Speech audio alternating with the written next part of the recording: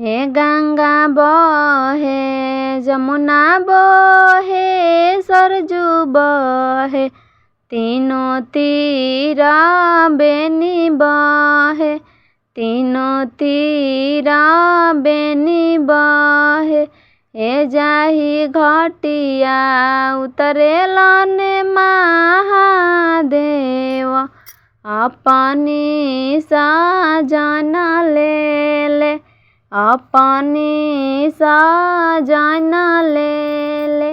हे ओही घटिया उतरेली गौरा देई गोद में बालक ले ले गोद में बालक ले ले।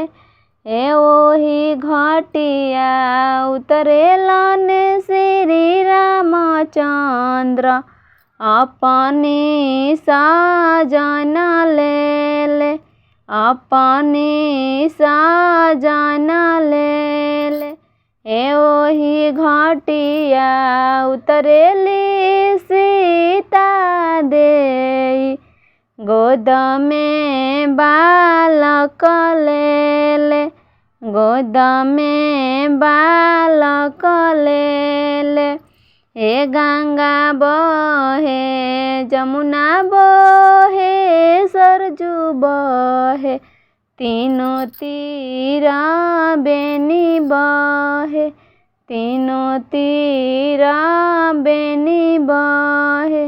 हे जाही घटिया उतरेलन महादेव अपनी साजन ले ले अपनी साजन ले ले।